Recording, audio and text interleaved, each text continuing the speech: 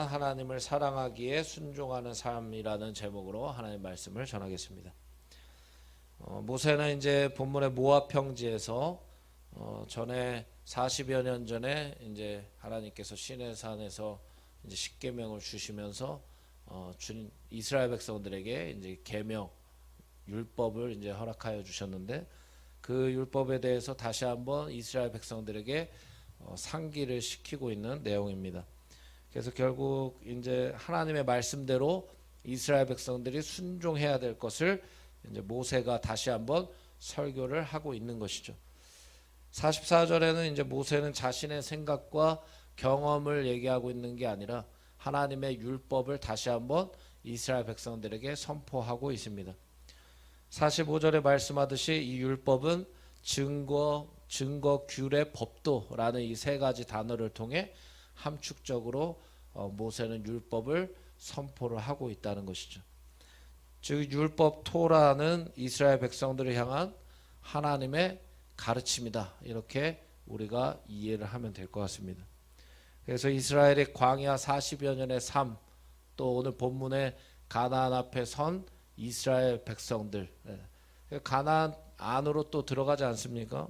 그래서 광야와 가나안을 향하여 나아가는 모든 여정 가운데 필요한 것이 뭐냐? 하나님의 그 말씀의 가르침을 따라 순종하는 것이 가장 중요하다는 것을 모세가 이제 얘기를 하고 있는 것입니다. 그래서 십계명의 두 돌판을 통하여 하나님의 율법을 증거를 하셨고, 또 그 외에도 규례로 법도로 이스라엘 백성들이 하나님의 백성으로서의 그러한 온전한 삶을 살아갈 수 있도록 하나님께서 길을 열어 주셨음을 또 볼 수가 있습니다. 그래서 모세가 이제 본문에 선포했지만 하나님께서 결국 모세를 통해서 이스라엘 백성들에게 선포하신 내용이고, 그 이유는 주님이 세우신 율법을 따라 또 가르침을 따라 이스라엘 백성들이 계속 상황은 변하지 않습니까?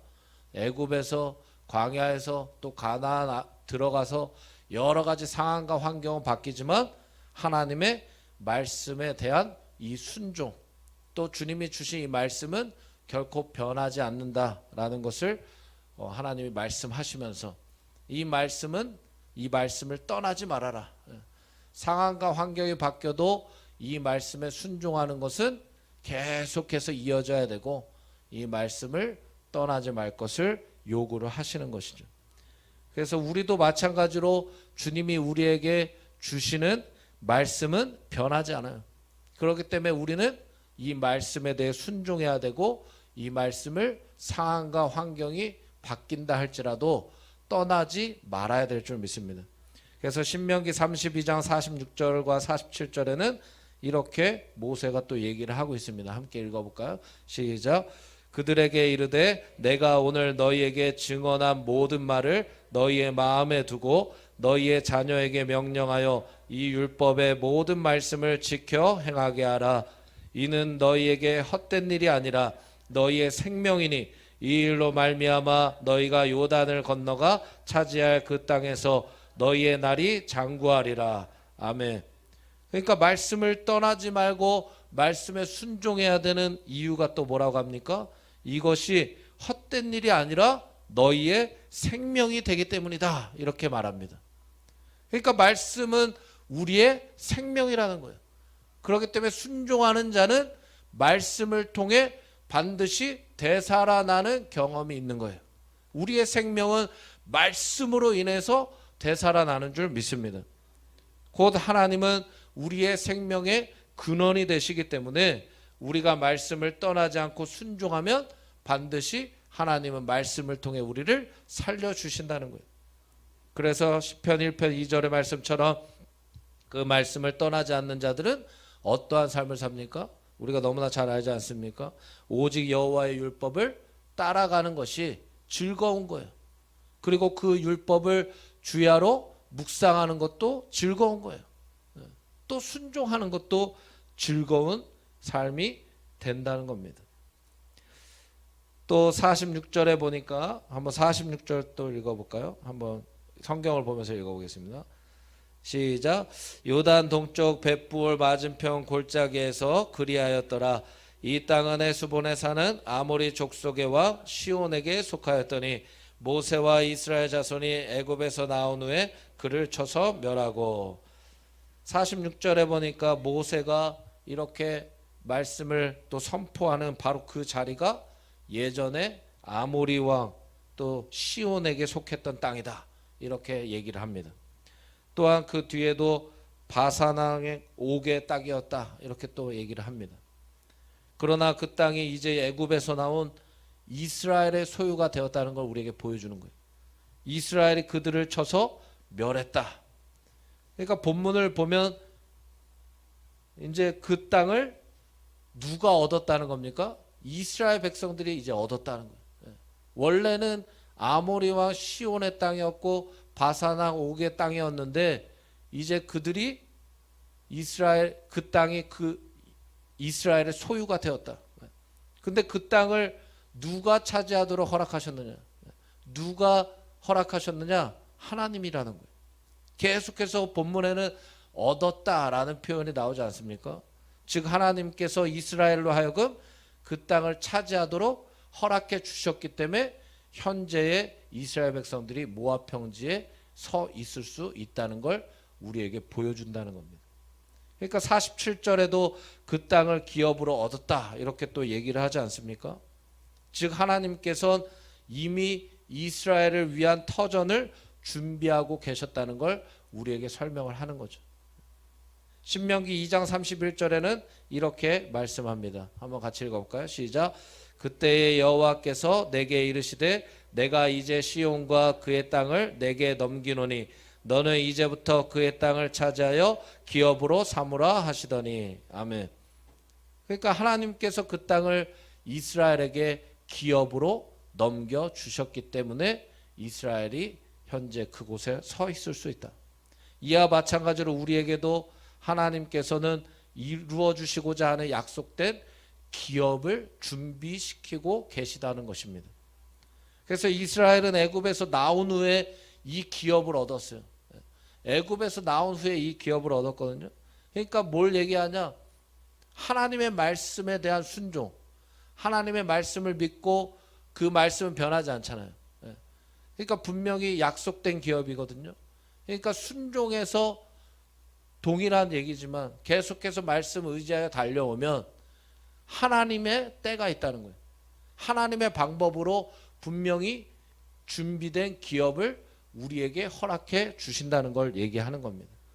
그래서 우리에게 중요한 게 뭡니까? 하나님께서 반드시 우리의 길을 인도하시는 분이심을 내가 믿어야 돼요. 그리고 또 끝까지 인내하는 게 필요해요. 하나님은 내 길을 인도하신다. 하나님의 때에 하나님의 방법으로 준비하신 것이 있다. 그래서 나는 그 말씀에 순종하고 끝까지 그 말씀을 의지하고 걸어가는 것이 중요하다라는 걸 우리가 깨달아야 된다는 겁니다. 그래서 레위기 26장 12절 13절은 이렇게 얘기하지 않습니까? 한번 같이 읽어볼까요? 시작. 나는 너희 중에 행하여 너희의 하나님이 되고 너희는 내 백성이 될 것이니라. 나는 너희를 애굽 땅에서 인도해내어 그들에게 종된 것을 면하게 한 너희의 하나님 여호와이니라. 너희의 멍에의 빗장을 부수고 너희를 바로 서서 걷게 하였느니라. 아멘. 그러니까 하나님은 이스라엘 중에 행하셨다고 말씀하지 않습니까? 그들의 애굽 땅에서 인도해내셨고 그들의 모든 처지와 상황과 환경을 뒤바꿔 주셨다는 걸 얘기하는 거예요. 즉 방금 읽었듯이 그들이 하나님을 향해 바로 서서 걷게 해주신 분이 하나님이시라는 거예요. 그러니까 약속된 그 기업까지 하나님은 계속해서 이스라엘 백성들을 바로 서서 걷게 해주셨다. 우리도 마찬가지라는 거예요. 하나님께서 우리가 죄의 종되었을 때에도 이미 구원의 계획을 가지고 계시지 않았습니까? 또 그 구원을 결정하셨고 이루셨어요. 예수 그리스도를 통해서 우리도 마찬가지예요. 마치 이스라엘 백성들이 애굽에서 종살이 하듯이 우리가 죄와 사망에 종살이 했을 때에도 주님이 그 죄와 사망에 우리가 굴복해서 살아가지 않도록 그 사망과 죄를 부수셨고 또 생명과 영생의 길로 우리를 해방시켜 주셨습니다. 우리를 인도하여 주신 거예요. 그렇다면 우리의 역할은 뭡니까? 그 하나님이 나의 하나님을 믿어야 된다는 거예요. 또 내가 하나님의 백성으로서 주님 말씀 의지하여 주님이 반드시 나를 바로 서서 걷게 해주실 것이다. 또 그렇게 나를 주님 앞에 바로 서서 걷게 해주신다라는 것을 믿고 순종해야 된다는 거예요. 그래서 그 결과적으로 그렇게 하나님 앞에 바로 서서 걷는 사람들은 마치 여호수아와 갈렙처럼 하나님의 준비된 우리를 향한 그 약속된 기업을 받아낼 줄 믿습니다. 받고 누릴 줄 믿습니다. 또 5장에 와서는 모세가 이스라엘 전체를 불러서 5장에 와서는 모세가 이제 또 이스라엘 전체를 불러서 얘기하는 거예요. 다시 한번 규례와 법도를 율법을 상기시키는 거예요. 특별히 주님의 율법에 대해 뭐라고 합니까? 1절 한번 읽어볼까요? 시작. 모세가 온 이스라엘을 불러 그들에게 이르되 이스라엘아 오늘 내가 너희의 귀에 말하는 규례와 법도를 듣고 그것을 배우며 지켜 행하라. 그러니까 그 율법에 대해서 얘기를 하다가 또 이 율법 앞에 선 이스라엘 백성들이 그 율법을 듣고 배우고 지켜 행하라 라고 또 얘기하는 거예요. 그러니까 쉐마 들으라는 거죠. 쉐마 하나님의 말씀을 들어라. 또한 그 말씀을 배우고 그 말씀대로 행하는 것이 이게 따로 떨어져 있는 게 아니라 다 하나다 이걸 얘기하는 거예요. 즉 듣는 것은 행하는 것까지 연결돼야 순종이다. 그러니까 순종을 계속 얘기하다가 너희가 듣는 것에서 끝나는 게 순종이 아니고 듣고 배우고 지켜 행하는 것까지 순종이다 라고 얘기하는 거예요. 그래서 우리가 잘 알듯이 하나님은 말씀하는 분이시고 우리는 듣는 백성 아닙니까? 그래서 하나님께서 말씀하시면 그대로 순종하는 것이 우리의 역할이라는 거예요. 그래서 하나님의 말씀을 듣는 것도 순종이요 배우는 것도 순종이요 지켜 행하는 것도 순종이라고 모세가 얘기하는 거죠.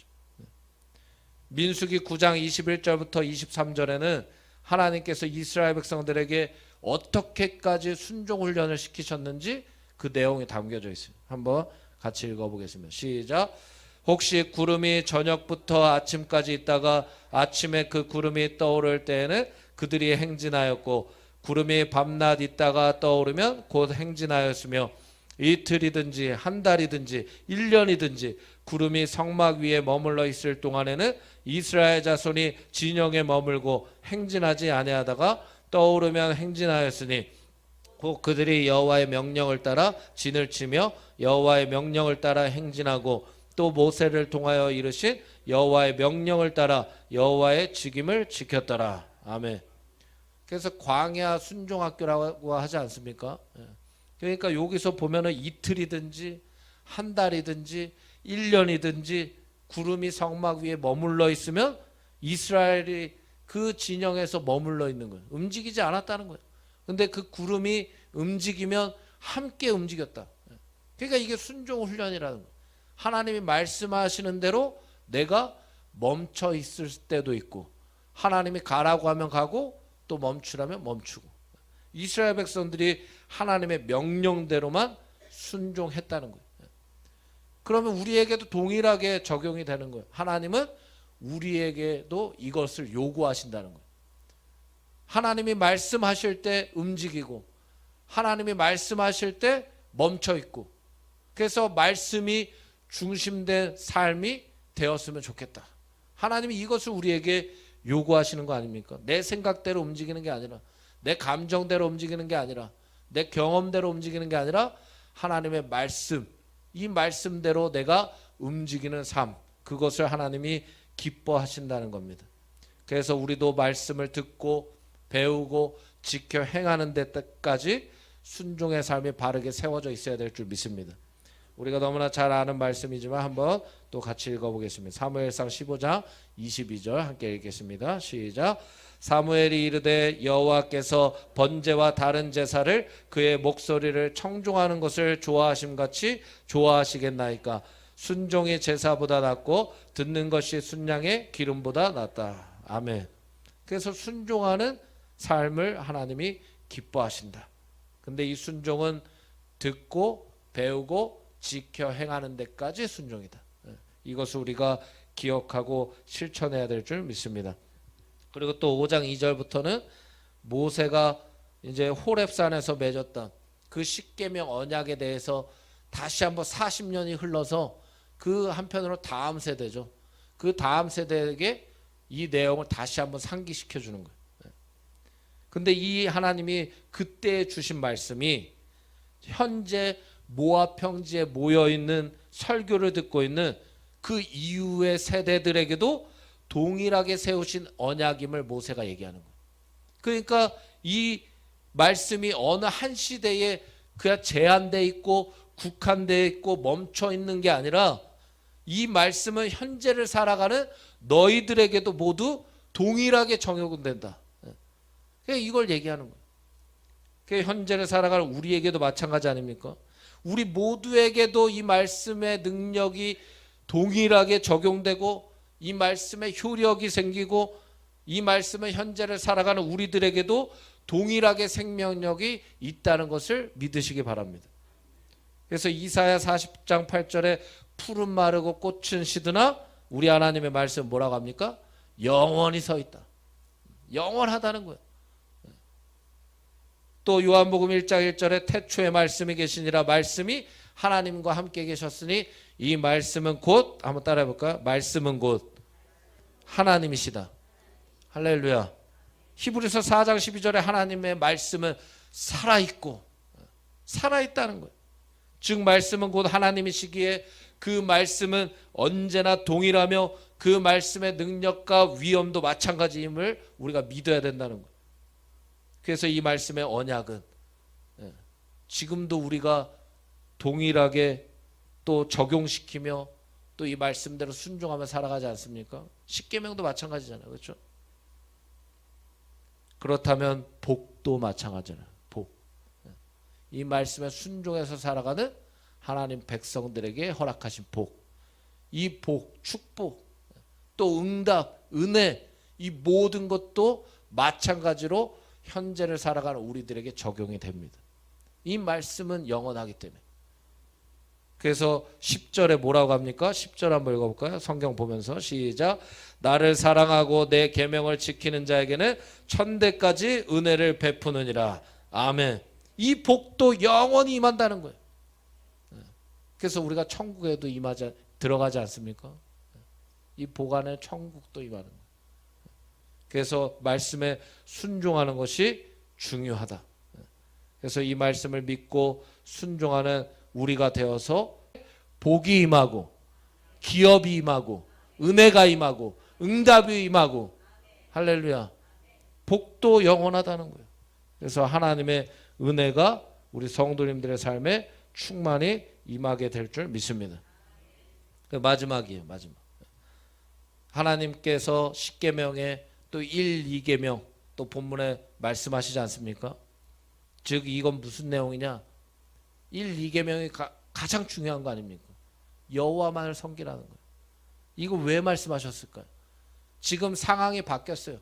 시내산 밑에 있던 그 1세대들이 아니라 그 이후 세대, 그 이후의 세대. 그래서 그 이후의 세대들에게 말씀하시는 거예요. 너희의 소유권을 누가 갖고 있냐? 너희를 지금까지 인도한 분이 누구냐? 너희의 주인이 누구냐? 이것을 얘기하는 거예요. 나 외에 다른 신을 두지 말라는 건 뭡니까? 하나님만이 이스라엘의 주인임을 잊지 말라는 거예요. 너희의 소유권은 하나님께 있다는 거예요. 너희의 생명의 주인이 하나님이시다. 모세가 선포하고 있는 거예요. 그래서 이미 하나님께서 이스라엘을 애굽 땅에서 또 종되었던 집에서 인도하여 내셨는데 너희가 다시 종으로 돌아갈 필요가 없다. 종으로 돌아가지 말라는 거. 1, 2계명을 얘기한 거. 다시 우상을 섬기는 자리로 가지 말아라. 다시 죄악으로 돌아가지 말아라. 이미 구원받았다. 이미 너희를 구원해냈다. 이것을 잊지 말라는 거예요. 그렇습니다. 우리도 마찬가지로 우리의 생명의 소유권 하나님께 있는 줄 믿습니다. 우리도 동일하게 애굽의 삶, 광야의 삶, 또한 가나안의 삶을 살아갈 거예요. 그러나 중요한 게 뭡니까? 하나님은 애굽에서부터 우리와 함께 하셨다는 거예요.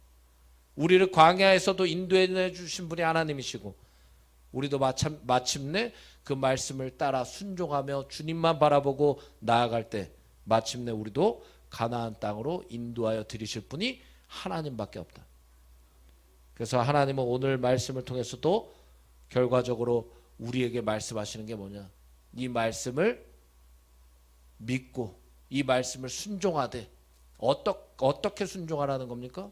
사랑함으로. 하나님이 이스라엘 백성들을 그렇게 애굽에서부터 광야에서부터 또 가나안 땅에 이르기까지 왜 그렇게 인도하셨어요? 사랑하시기 때문에 하신 거예요. 너희가 내 백성이기 때문에. 하나님 잊지 말라고.